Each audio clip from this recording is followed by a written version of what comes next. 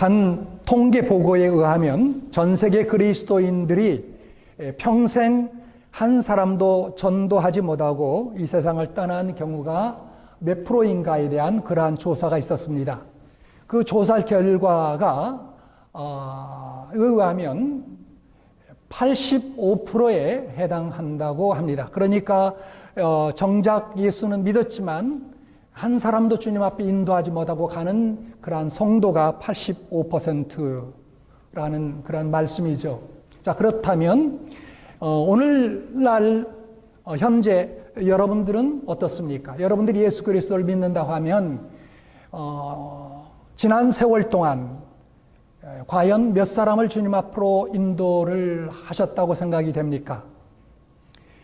전도하는 15%에 해당되시나요? 아니면 한 사람도 전도하지 못하고 죽은 85%에 포함되고 있을까요? 금세기 훌륭한 신학자의 목회자인 영국의 존 스타트 목사님은 전도하지 않는 죄라는 책을 쓴 바가 있습니다. 그 책의 원제는 guilt silence, 죄, 우리말로 번역을 한다면 아마 죄스러운 침묵이라고 할 수 있는데, 아직 예수 그리스도를 모르고 죽어가는 이웃들에게 복음을 말해주지 못하는 침묵은 죄에 해당한다라는 그러한 논지였습니다. 그렇습니다. 여러분 한번 깊이 생각해 보십시오. 만일 기차가 달려오고 있는데 아이들이 철도 건널목에서 놀고 있다면 어떻게 하시겠습니까? 빨리 피하라고 소리 높여 외쳐야 될 것입니다. 어린아이가 기차가 오는 것을 보면서도 그냥 수수방관하고 있다면 아마 살인 방조죄에 해당되지 않겠습니까? 그 정도까지는 안 갈지라도 도덕적 책임과 사회적 비난을 면치 못할 것입니다. 사랑하는 성도 여러분, 오늘날 교회와 그리고 오늘날 성도는 전도하기 위하여 설립된 기관이며 전도를 위해서 우리가 이 세상에 존재하고 있는 줄 믿습니다. 하늘나라를 가는 것이 우리의 신앙의 그게 목적이라면, 그게 전부라면 여러분 우리가 구원받고 이 땅에 존재할 필요가 없습니다. 왜 죄악 세상에 우리가 죄와 씨름하면서 왜 고통스럽게 살아야 될까요? 하나님께서 당장 우리를 하늘나라로 데려가셔야 마땅한 이치일 것입니다. 그럼에도 불구하고 우리가 연약하고 부족하고 죄악 세상에서 우리가 씨름하게 되는 그런 상황 속에서 하나님께서 우리를 여기에 두신 것은, 그리고 교회를 여기에 설립하신 것은 바로 선교와 전도를 위하여 하나님께서 우리를 여기에 두셨다는 것입니다. 에밀 브루너가 말하였듯이 불은 타는 것으로 존재하는 것처럼 성도와 교회는 전도와 혹은 선교로 존재하는 것입니다. 그렇다면 우리 구원받은 성도로서 우리는 어떻게 전도의 열매를 맺을 수 있겠습니까? 오늘 본문은 우리에게 매우 중요한 세 가지의 원리를, 가르침을 우리에게 주시고 있습니다. 그 세 가지를 우리가 함께 나누는 가운데 여러분과 제가 더욱더 전도에 열의를 갖고 열정을 갖고 우리 자신을 헌신하는 그러한 귀한 은혜가 있기를 바랍니다. 몇 주 전부터 참 하나님께 감사하는 건데, 우리 교회 여자 성도들 가운데 몇 분이 지금 노방전도를 시작했어요. 매주 금요일 5시마다 여기 가까운 아난데 LH마트에서 전도지를 돌면서 노방전도합니다. 아마 알기로는 그 중에 한 분이, 전도받은 한 분이 우리 교회에 관심을 갖고 또 화요일날 특별히 영어 클래스에 관심이 있어서 오겠다라는 전화를 저한테 주셨는데 얼마나 감사한지 모르겠습니다. 오늘 그렇게 나가서 노방전도하는 몇몇 성도들 뿐만 아니라 우리 온 믿음의 사람들이 우리 삶의 현장 속에서 그냥 우리가 전도해야겠다 생각만 가지고 끝나는 것이 아니라, 말로만 끝나는 것이 아니라 우리가 어디 가든지 누구를 만나든지 실질적으로 전도할 수 있는 그러한 하나님의 사람들로 우리가 세워질 수 있기를 바라는 것입니다. 오늘 본문을 통해서 볼 때 우리가 어떻게 전도해야 합니까? 전도의 첫째 원리는 여기서 기도라고 이야기하고 있습니다. 기도해야 된다고 이야기합니다. 여러분, 전도란 사람들에게 하나님에 대해서 말하는 것입니다. 그렇죠? 전도란 하나님을 모르는 어떤 사람에게 가서 그에게 하나님에 관해서 말해주는 것입니다. 그러나 우리의 전도가 능력 있는 전도, 그리고 생산적인 정도가 되려면 중요한 전제가 있다라는 거예요. 그것은 뭐냐면 사람들에게 하나님에 대해서 말하기 전에 하나님께 먼저 그 사람에 대해서 이야기해야 된다라는 거. 여러분 그 차이를 아시겠어요? 사람에게 찾아가서 그 사람에게 하나님에게 말하기 전에 하나님께 가서 그 사람에게 대해 이야기해야 된다라는 거. 그게 뭐겠습니까? 그게 바로 한마디로 말하면 기도라는 것이죠. 하나님만이 사람의 마음을 열어줄 수 있다고 우리가 믿기 때문에 바로 기도가 전제 조건으로 필요하다는 것입니다. 오늘 본문을 통해서 그걸 우리에게 이야기하고 있습니다. 아니, 성경 전체가 그걸 우리에게 강조하고 있습니다. 오늘 특별히 본문 3절에 보시면 사도 바울은 또한 우리를 위하여 기도하되 하나님이 전도할 문을 우리에게 열어주사 그리스도의 비밀을 말하게 하시기를 구하라 라고 하고 있습니다. 그렇죠? 분명하죠? 우리를 위해서 기도해달라. 그런데 기도의 내용이 뭡니까? 하나님이 전도할 문을 우리에게 열어주사 그리스도의 비밀을 말하게 하여 주시기를 구하라 라는 거예요. 여러분, 사도행전의 별명은 사실 전도행전이라고 그렇게 칭할 수 있습니다.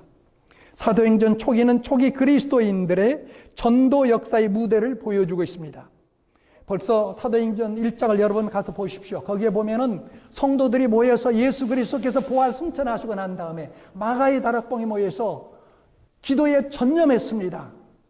예수님의 어머니도 왔고요. 막달라 마리아, 기타 여러 마리아, 수잔나 그런 여인들, 평소에 주님을 따랐던 여인들이 모였을 뿐만 아니라 예수님과 그 외에 총 120명의 성도들이 모여서 열심히 기도했습니다. 그것뿐만 아니라 마가복음 사도행전 2장에 보면은 오순절 부흥이 일어나죠. 일어나자마자 그 성도들이 어떻게 했습니까? 사도행전 2장 42절에 보면 저희가 사도의 가르침을 받아 서로 교제하며 떡을 떼며 기도하기를 전혀 힘쓰더라. 여러분 그 결과가 뭐였습니까? 바로 3,000명이나 되는 사람들이 베드로의 그 간단한 설교를 통해서 회개하고 주님께로 돌아왔습니다. 4장에 가면 5,000명이나 되는 사람들이 또 회개하고 돌아왔습니다. 그러니까 그 며칠 되지 않는 그 사이에 무려 예루살렘에 10,000명 이상의 교인들이 10,000명이 뭐예요? 한 20,000명, 30,000명 되었을 것입니다. 그 얼마 되지 않는 기간 동안에 뭘 통해서 그 같은 역사가 일어났습니까? 저들이 똑똑했습니까? 나가서 뭐 크게 전도하려고 뭐 그냥 발벗고 나섰습니까? 아니었습니다. 먼저 기도했다라는 사실이죠. 기도가 사람들의 마음을 열어놓기 시작했다라는 것입니다. 하나님께서 전도의 문을 열으셨다라는 것입니다. 허드슨 테일러가 중국 내지 선교에 들어가서 전도를 시작할 때에 3명 내지 4명의 그리스도인이 생기게 되면 그 즉시 미션 스테이션이라고 부르는 그런 선교 기지를 만들었다고 합니다. 아마 숫자가 별로 많았지 않기 때문에 이걸 교회라고 부르기는 뭐하고 한 서너 명이 모이면 이건 이제 전도 혹은 선교를 위한 하나의 그런 스테이션이다, 지역이다라고 이렇게 칭하고 그렇게 운영을 했던 것 같습니다. 그래서 당시 허드슨 테일러는 교회를 만드는 것이 아니라 선교 기지를 한 서너 사람씩 묶어서 어떤 지역마다 그렇게 기지를 만들고 그리고 나서 자신의 동역자인 한 사람을 거기에 이제 파송해서 보냈습니다. 이렇게 시작된 선교 기지에서 이제 시간이 점점 지남으로 이제 보고가 들어오게 되는 것이죠. 그런데 어떤 곳에서는 전도가 잘 되고 있다는 보도가 있고 어떤 곳은 시간이 지나가고 있음에도 불구하고 늘 같은 사람만 모이는 그러한 선교 그러한 지역 기지가 있었습니다. 그런데 어느 날 허드슨 테일러에게 이상한 보고가 들어왔습니다. 그것은 중국 남부 광주죠. 우리말로 하면 광주. 거기에 그 조그마한 마을에서 결신자가 엄청 많이 나오고 있다라는 보고를 듣게 됐어요. 자기의 판단으로는 전혀 그렇지 않는 그러한 상황, 그러한 지역인데 거기에 다른 지역에 비해서 엄청난 수의 결신자들이 나오고 있다는 소식을 듣게 됐습니다.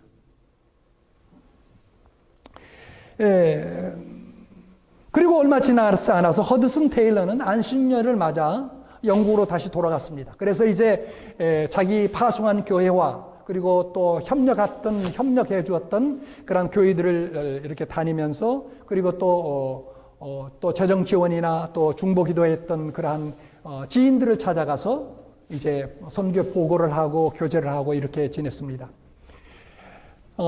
안식년 1년을 지나면서 그런 가운데 이제 스코틀랜드에 올라갔는데 거기 가서 이제 보고를 하게 되는데 어떤 한 사람이 그를 만나보고 싶다고 했습니다. 그래서 허드슨 테일러는 그 사람에게 찾아가서 이야기를 하는데 그 사람 질문이 하는 이야기가 중국의 아무 선교사를 아냐라고 그렇게 물었습니다. 그래서 알고 말고요. 그 사람이 지금 그분이 지금 저와 함께하는 선교 동역자인데 지금 어느 지역에 가서 열심히 일하고 있습니다. 그랬더니 그분이 하는 또 질문이 뭐냐면 그러면 그분이 거기에 가서 지금 그 선교의 그 결과가 어떻게 나타나고 있습니까? 물어요. 그런데 그분이 갔던 그곳에 지금 엄청난 사람들의 반응이 좋고 그리고 결신자들이 지금 나오고 있습니다. 그 말을 허드슨 테일러가 했습니다.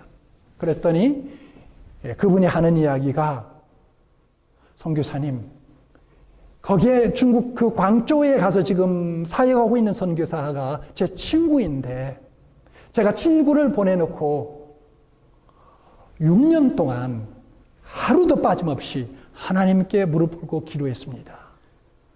그렇게 이야기하더라는 거예요. 여러분, 그 스코틀랜드에서 남아있는 그 친구가 한 달도 아니고 1년도 아니고 6년 동안 매일마다 하나님께 무릎 꿇고 기도했다는 것이죠. 영국의 수많은 선교사 허드슨 테일러와 함께 선교사로 나가서 선교 활동을 했겠지만 왜 그렇게 세상적으로 보면 인간적으로 보면 전도의 열매가 없으리라고 판단되는 그런 지역에 오히려 많은 그런 전도의 열매가 맺혔겠습니까? 바로 하나님께서 그 한 영혼의 한 성도의 기도를 들으시고 하나님께서 전도, 선교의 문을 여셨기 때문에 그와 같은 역사가 일어난 것이 아니었겠습니까? 사랑하는 여러분, 이처럼 여러분의 기도가 다쳤던 이웃들의 마음의 문을 열 줄로 믿습니다. 우리가 한 번만 기도해도 사람들이 예수를 믿게 되면 얼마나 좋겠습니까? 그런데 현실은 그렇지 않습니다. 우리가 한 번 기도해서 그 사람이 털컥 교회에 나오고 예수 믿겠다고 하는 사람은 별로 없습니다. 거의 없는 것 같습니다. 복음의 전도에는 많은 기도가 필요합니다. 어떤 그 스코틀랜드의 그 친구처럼, 선교사의 친구처럼 6년 동안 하루도 빠짐없이 기도해야 되는 그러한 장기간의 기도가 필요하기도 합니다. 오늘 본문에서 보면 기도에 항상 힘쓰고 라고 되어 있습니다. 2절에 보면 기도에 항상 힘쓰고. 자, 그렇다면 우리가 함께 생각해 봅시다. 왜 영혼 구령에는 전도의 열매를 맺기 위해서는 그렇게 기도가 필요할까요? 왜 한두 번 기도해서 왜 열매가 맺히는 법이 그렇게 자주 일어나지 않을까요? 그것은 전도는 사람을 사랑하는 일이기 때문입니다. 그런데 이 사랑이라는 것은 한순간에 이루어지는 것이 아닙니다. 여러분, 사랑은 인격적인 관계를 맺는 것이죠. 바로 그런 이유이기 때문입니다. 한순간에 사랑에 빠졌다라는 것은 여러분, 그게 그렇게 썩 좋은 일은 아닙니다. 어떤 면에서 보면 상당히 위험스러운 일입니다. 위험스러운 사랑입니다. 사랑은 시간을 필요로 합니다. 사랑은 시간을 통해서 성숙해가는 그러한 열매라고 우리가 생각할 수 있습니다. 이런 경우를 한번 여러분 생각해 보십시오. 하나님께서 새로운 생명을 주실 때에 임신을 하자마자 낳을 수도 있을 것입니다. 하나님의 능력으로요. 그렇죠? 그러나 하나님께서는 그렇게 하지 않습니다. 자그만치 임신을 하게 되면 어머니는 그 태중의 아기를 임신한 그 어머니는 9개월 내지 무려 10달에 걸쳐서 아기를 태중에 지니고 있게 됩니다. 그 10달 동안 얼마나 힘듭니까? 입도 또 해야 되고요. 몸도 무거워지고요. 여러 가지 또 몸에 이상도 생기고요. 그렇지 않습니까? 자, 여러분, 그런 가운데서 얻게 되는 건 무엇입니까? 그냥 고통만 있는 것입니까? 그렇지 않죠. 그런 10달간의 과정을 통해서 어머니는 벌써 태중의 아기, 볼 수도 없는 아기에 대한 뜨거운 사랑을 경험하게 됩니다. 갖게 됩니다. 그래서 해산할 때 고통 가운데 해산하게 되지만 그 아기가 세상에서 가장 중요한 아기로 탄생하게 되는 이유가 바로 그 고통 속에 10달을 지녔고 고통 가운데 해산했기 때문입니다. 단지 자기의 피부치기 때문에 그렇게 사랑해 가는 그 자체는 물론 그런 면도 있지만 그게 전부는 아니다라는 것이죠. 여러 교회에서 사람들을 전도하고자 할 때 예수 믿는 결정을 하기 전에 상태의 사람들을 표현하는 아주 희한한 단어가 있죠. 우리 교회도 그걸 종종 씁니다마는 바로 태신자라는 거예요. 여러분 들어보셨죠? 태신자. 제가 전에 있었던 교회에 전도 운동을 했는데요. 그때 태신자란 말을 처음으로 썼습니다. 근데 태신자란 말을 쓴 그 원조는 한국 상도동에 있는 그 왕성교회예요. 그리고 그 교회에 담임 목사였던 길자일 목사님이에요. 여러분 혹시 아시는지 모르겠어요. 근데 길자일 목사님은 원래는 한의사였습니다. 한의사로 계시다가 이제 또 하나님의 부름을 받고 목사가 되셨는데 이분이 이제 교회를 열심히 하는데 교회가 어느 정도 부흥하는데 더 이상 정치에 딱 머문 거예요. 더 이상 전도가 안 돼요. 하나님 앞에 계속 기도하는데 갑자기 태자가 딱 눈앞에 이렇게 뜨더라는 거죠. 한자로 태자가. 이분은 이제 한약을 공부했고 한자를 많이 공부했으니까 태를 알죠. 그렇죠? 그런 가운데 태신자구나 라고 이제 그걸 깨닫고 자 그렇다면 우리 이제 생략적으로 생각한 거예요. 여인들이 자녀를 낳기 위해서 10달 동안에 뱃속에 아기를 갖지 않느냐. 마찬가지 이치다. 우리도 전도하기 전에 어떤 사람을 전도하기 전에 한 10달 동안을 놓고 그 사람에게 대한 뜨거운 관심과 사랑과 그리고 섬김이 필요하지 않겠느냐. 그리고 그를 위해서 기도해야 되지 않겠느냐. 라는 것을 이제 알리기 시작한 거예요. 그리고 전도하기 시작했습니다. 전도하도록 성도들에게 가르쳤고 그렇게 지도를 했어요. 놀라운 부흥의 역사가 일어났다는 거예요. 그래서 오늘날의 왕성교회가 됐습니다. 그리고 그 전도 운동이 한국뿐만 아니라 미국에 사는 우리 여기에 있는 교회들까지도 퍼지게 됐어요. 그게 바로 태신자 전도 운동이에요. 우리가 몇 달 전부터 여러분들에게 자 우리가 이제 총동원주의를 놓고 기도하고 전도하자는 것도 바로 이런 원리입니다. 여러분들이 얼마큼 이해하시고 따라오셨는지 모르지만 그저 우리가 한 사람 전도해야 돼. 그게 아니고 우리가 시간을 갖고 그를 위해서 무엇보다도 먼저 기도하자. 우리가 마음에 품자. 마치 여인이 아기를 품는 것처럼 10달 동안 품고 해산하는 것처럼 그렇게 될 때 그 아기가 정말 세상에서 가장 소중한 아기가 되는 것처럼 우리가 영적으로 태신자를 삼고 그가 주님 앞으로 돌아와 결실을 맺게 될 때는 정말 세상에서 무엇과도 바꿀 수 없는 그러한 소중한 그러한 존재가 될 줄로 믿습니다. 여러분 우리가 그렇게 하기 위해서는 첫 번째 해야 될 게 바로 기도예요. 기도해야 됩니다. 그 사람에게 하나님에 대해서 말하기 전에 하나님께 먼저 가서 그 사람에 대해서 이야기해야 된다라는 거예요. 기도하셔야 됩니다. 기도하시면 우리가 열 수 없는 사람의 문을 하나님께서 열어주실 줄로 믿습니다. 기도하시기를 바랍니다. 자, 두 번째로는 우리는 전도자의 관점을 가져야 됩니다. 바울은 지금 억울하게 로마의 감옥에 갇혀 있습니다. 거기서 쓴 편지 중에 하나가 바로 골로새서입니다. 옥중서신입니다. 4개의 옥중서신 가운데 바로 하나가 골로새서입니다. 만약 여러분이 억울하게 감옥에 들어가서 사랑하는 사람들에게 편지를 써서 기도 부탁을 한다면 어떤 내용을 쓰겠습니까? 아마 저 같으면 내가 지금 억울하게 이렇게 들어왔는데 이 억울한 사정이 하루속히 빨리 풀어지고 여기서 나가도록 해달라. 그런 기도 부탁을 아마 했을 가능성이 99%였겠죠. 거의 100%에 가까웠을 것입니다. 그런데 바울은 그렇지 않았다라는 거예요. 오늘 3절의 말씀에 보면 보십시오. 또한 우리를 위하여 기도하되 하나님이 전도할 문을 우리에게 열어주사 그리스도의 비밀을 말하게 하여 주시기를 구하라. 여러분 골로새서나 빌립보서나 빌레몬서나 예배소서나 옥중서신을 어디를 읽어보십시오. 내가 지금 억울하게 감옥에 들어왔는데 너희들 기도해서 내가 나가도록 석방되도록 기도해라. 여러분 그런 구절 보셨습니까? 오히려 바울은 나를 위해 기도하되 하나님께서 전도의 문을 열어달라고 기도하라. 내가 이것을 인하여 매임을 당하였노라 라고 이야기합니다. I am in chain because of this. 이것 때문에 뭡니까? 전도 때문에 내가 지금 발에 착고가 채어 있다라는 거예요. 사슬이 묶여 있다라는 거예요. 바울은 감옥에 들어오는 이유가 바로 전도 선교 때문이었습니다.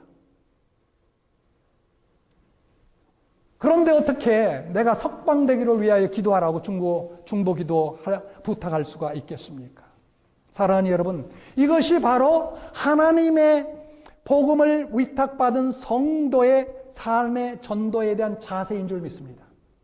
어디를 가든지 어느 상황을 우리가 겪든지 누구를 만나든지 우리의 주의 관심은 주의 시각은 어디에 맺혀 있어야 됩니까?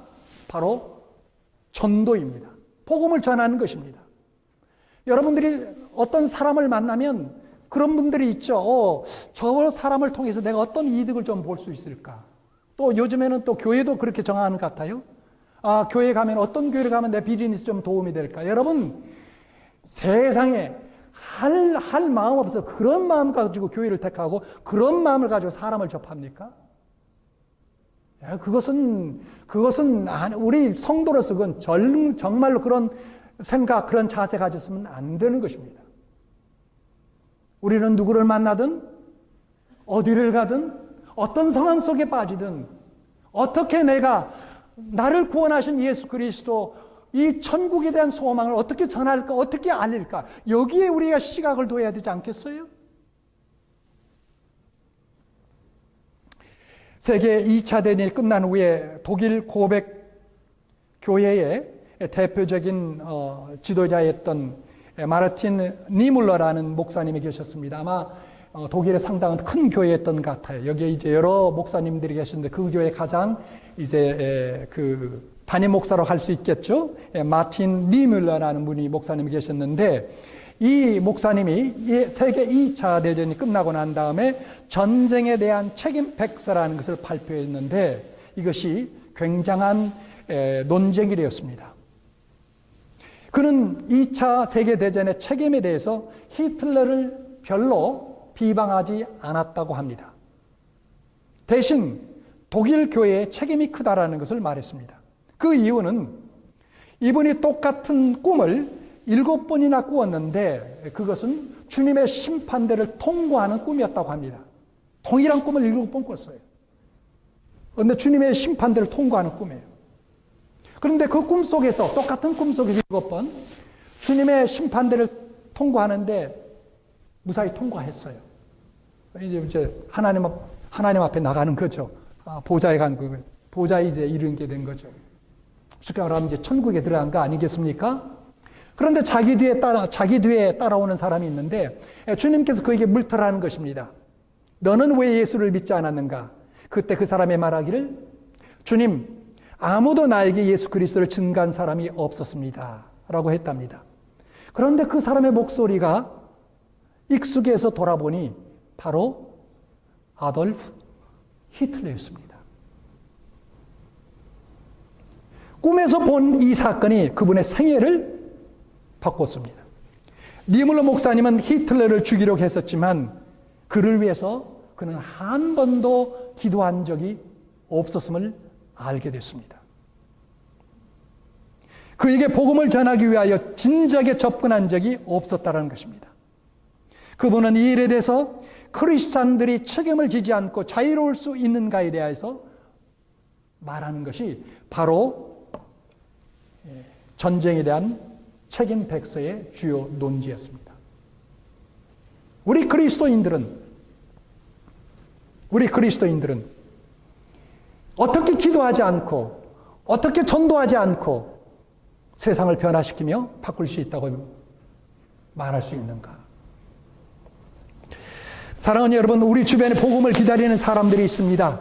복음을 알지 못해 삶이 자유롭지 못하고 뒤틀리고 공허하고 불안해서 인생의 자리에서 악을 쓰고 있는 이웃들의 삶의 절망에 대해서 여러분, 우리가 책임이 없다고 말할 수 있겠습니까? 저 사람의 인생은 저 사람의 인생이고 나는 나야 라고 말할 수 있겠습니까? 그렇지 않다라는 것이죠. 내가 하늘의 천국에 대한 소망을 갖고 하나님의 자녀로서 하나님의 도우심을 받고 살아가는 그런 존재가 됐다면 그러지 못한 인생들에 대한 도덕적, 영적 책임과 의무가 반드시 있다는 사실이죠. 이러한 전도인의 시각을 우리가 가져야 된다는 것입니다. 이러한 시각을 갖고 우리가 세상 속을 살아가면 하나님께서 문을 여실 것입니다. 기도할 때 하나님께서 문을 여시고 그러한 시각을 갖고 나갈 때 하나님께서 문을 여실 것입니다. 세 번째, 또 하나가 있습니다. 그것은 우리의 전도의 메시지가 준비되어 있어야 합니다. 우리가 전도하기에 합당한 삶, 행동, 태도를 준비하는 것이 필요합니다. 여러분, 그러나 그것만 가지고 사람들이 예수를 믿지 않습니다. 말을 해야 됩니다.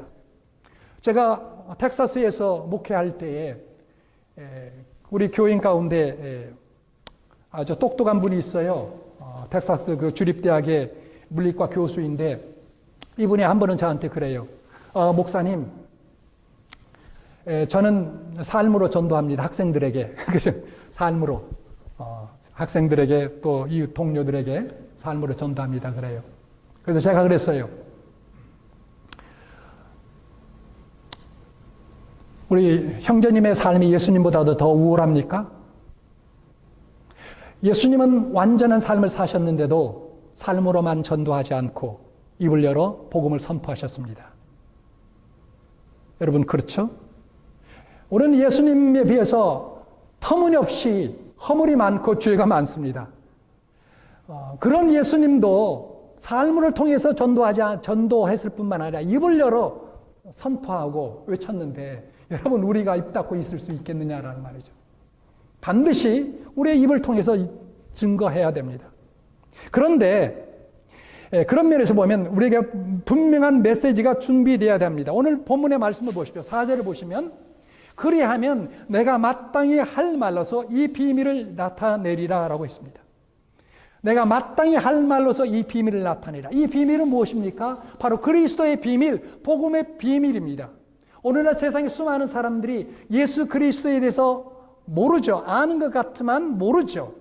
복음에 대해서 아는 것 같지만 모르는 것이 그게 정확한 사실이죠.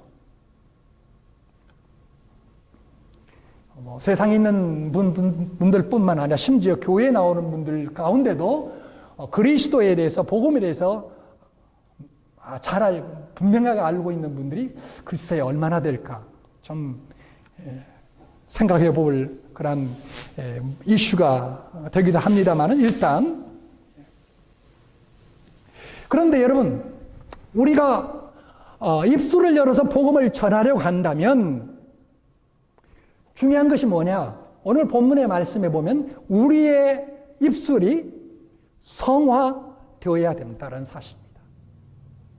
성화되지 않고 우리의 입술이 거룩함을 추구하지 않고서 복음을 우리가 입으로 말할 때에 열매를 거둘 수 있는가라는 그런 질문입니다.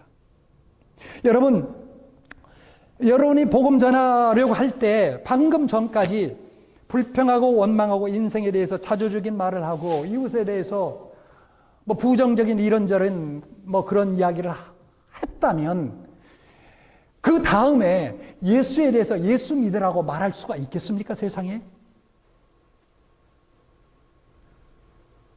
내가 인생에 대해서 원망하고 불평하고 또 이웃에 대해서 부정적인 이야기를 늘어놓고서 그 다음에 가가지고 그 다음에 말을 바꿔서 그래 당신 예수 믿어보세요. 여러분 그렇게 말을 한다면 그 사람이 그 말을 듣겠습니까? 아니죠. 영어로 하면 shut up. shut up. 여러분 shut up 아시죠? 여기 5절에 보면 의인을 향하여서는 지혜로 행하여 세월을 아끼라라고 했습니다. 믿지 않는 외인들, 복음과는 상관없는 사람들을 향하여 나아갈 때 모든 시간을, 여기서 아끼라라는 것은 모든 시간을 포착하라는 거예요. 영어로 하면 make the most of opportunity. 모든 순간을 그걸 놓치지 말고 사용하라. 뭘 위하여? 복음 전하는 것을 위하여 사용하라는 것입니다. 그런데 모든 상황을 복음 전하기 위해 사용하는데 그때 중요한 것이 우리가 입을 열어 하나님에 대해서 복음에 대해서 그리스도에서 말하게 되는데 그 말에 성령의 거룩한 기름 부음이 있어야 된다는 것이죠. 그게 뭡니까? 오늘 본문에서 보면 그것이 바로 소금으로 치듯하라는 거예요. 소금 치듯하라. 여러분 6절 말씀을 보세요. 너의 말을 항상 은혜 가운데서 소금으로 고르게 함같이 하라. 그리하면 각 사람에게 마땅히 할 말을 알리라라고 있습니다. 이것이 굉장히 중요합니다. 여러분 소금의 역할이 뭡니까? 크게 보면 두 가지입니다. 하나는 부패를 방지하는 것이요, 그리고 또 하나는 맛을 내게 하시는 것입니다. 우리의 말에도 바로 소금으로 치는 듯한 그런 말이 되어야 됩니다. 다시 말하면 우리의 말이 썩은 말이 돼서는 안 됩니다. 부패되는 말이 돼서는 안 됩니다. 반면에 어떤 말이 돼야 될까요? 우리의 말은 맛을 내는 말이 돼야 돼요. 여러분 소금 치지 않고 음식 먹을 수 있나요? 물론 뭐 예외적으로 건강이 특별히 안 좋은 분에게, 어떤 질환이 있는 분들에게는 소금이 상당히 써서는 안 되죠. 그러나 일반적으로 보면 소금 없이 여러분 음식 먹기가 어렵습니다. 소금은 맛을 내기 때문이죠.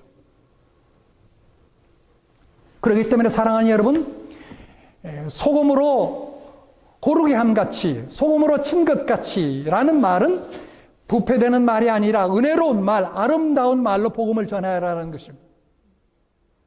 거룩한 복음을 전하기 위해서 사람을 살리는 언어, 인생을 살리는 구원하는 언어를 우리의 입술로 쏟아내기 위해서 자신의 언어에 소금을 치듯 하라라는 것입니다. 거룩한 언어, 남을 비하하는 조롱 섞인 그런 말이 아니라 남을 기쁨을 주는 위트 있는 그런 언어, 그 다음에 적절한 언어, 그러한 언어를 통하여 복음을 전할 수 있게 되어야 된다는 것입니다. 이렇게 거룩한 언어를 거룩하게 준비하고 우리의 입술에 하늘의 복음을 담고 있다면 하나님께서 반드시 전도의 문을 열어주시겠습니다. 바울은 준비된 사람이었습니다. 그렇기 때문에 그는 감옥에 가서도 재판정에서도 복음을 말할 준비가 되어 있었습니다. 그러니 하나님께서 자꾸만 그에게 전도의 문을 열어주셨습니다. 아그리빠 왕에게 재판을 받으면서도 자기를 변호하는 대신에 복음을 증거했습니다.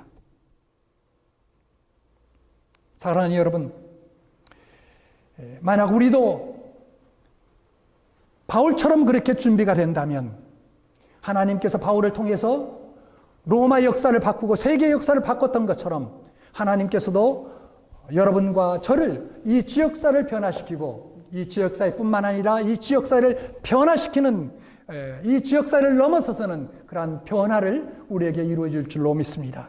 그렇기 위해서는 우리는 다시 한번 정리하겠습니다. 세 가지 것으로 준비되어야 됩니다. 첫째, 하나, 우리의 입술에 거룩한 언어를 담으십시오. 두 번째, 영혼을 끌어안고 기도하십시오. 그리고 세 번째, 전도자의 시각을 갖게 될 수 있기를 바랍니다. 어디에 가든 누구를 만나든 어떤 상황 속에 있든 무엇보다도 나는 예수 그리스도를 자랑하고 그분을 전하고 그분이 우리에게 준 이 놀라운 복음, 하나님의 사랑을 전하리라라는 그러한 인생의 새로운 시각을 갖고 세상을 향하여 나가는 여러분 모두가 될 수 있기를 주님의 이름으로 축원합니다. 같이 기도하겠습니다. 나의 주 사랑